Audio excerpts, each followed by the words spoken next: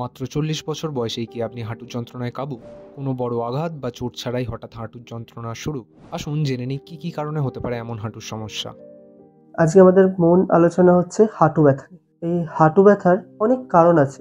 তার মধ্যে কিছু কমন কারণ আমরা জেনে নিই। প্রথম কারণটি হচ্ছে বনি ইনজুরি। বনি ইনজুরিটি কি?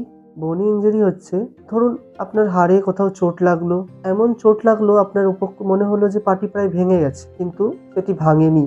এই সময়ে যে বোনে যে স্ট্রেনটি পড়লো, মাসেলে যে স্ট্রেনটি পড়লো, এটাকে আমরা বনি ইনজুরি। এই বনি ইনজুরিটি ব্যথা প্রায় যেদিন চোট লাগে তার 8-10 দিন পরেও কন্টিনিউ থাকে কিছু কিছু ক্ষেত্রে। দু নম্বর কারণটি হচ্ছে লিগামেন্ট ইনজুরি। লিগামেন্ট ইনজুরি, আমাদের হাঁটুতে মোট 4টি লিগামেন্ট থাকে। এই 4টি লিগামেন্টের মধ্যে যখন কোনো ইনজুরি হয় বা টিয়ার হয়, টিয়ার কথা মানে কি, ছিঁড়ে যায়। এই লিগামেন্টগুলো যখন স্মল টিয়ার কিংবা ছিঁড়ে যায়, তখন আমাদের হাঁটুতে প্রচন্ড পেন হয়। 3 নম্বর কারণ হচ্ছে মেনিসকাস ইনজুরি।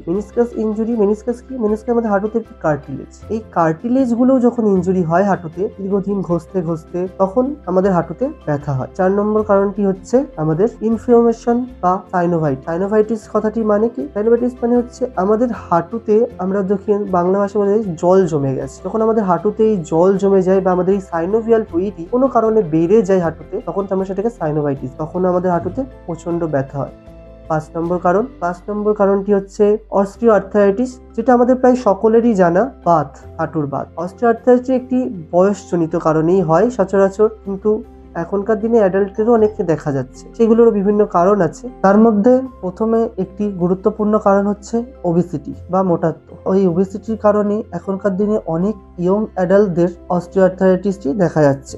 আর একই জায়গায় হাঁটুতে বারবার করে চোট লাগলে সেই কারণে বাতটি হচ্ছে। এবার আমাদের জানতে হবে অস্টিওআর্থ্রাইটিস কি। আসলে এটি একটি ডিজেনারেটিভ জয়েন্ট ডিজিজ, যেটি আস্তে আস্তে হাঁটুর ওপরের লেয়ার গুলো এবং কার্টিলেজ গুলো, লিগামেন্ট গুলো ক্ষয়িতে থাকে। এবার আপনি কি করে বুঝবেন আপনারও অস্টিওআর্থ্রাইটিস হয়েছে নাকি? চলুন জেনে নিই এর কিছু সিমটমস। তো এই অস্টিওআর্থ্রাইটিসের কিছু সিমটম, যেমন পেন, ব্যথা, সোয়েলিং, হাঁটুতে ফুলে যাওয়া, এবং একটি গুরুত্বপূর্ণ সিমটম, সেটা হচ্ছে ক্র্যাপিটাস বা হাঁটুতে কড়কড় করে আওয়াজ হওয়া, এবং স্টিফনেস। এই 4টি সিমটম কিংবা এই 4টির মধ্যে যে কোনো 3টি সিমটমস যদি আপনারও দেখা যায়, তাহলে আপনারও হতে পারে অস্টিওআর্থ্রাইটিস। এবার এই অস্টিওআর্থ্রাইটিসের ট্রিটমেন্ট কি, সেটার জন্য আমাদের পরবর্তী পর্বে দেখতে হবে।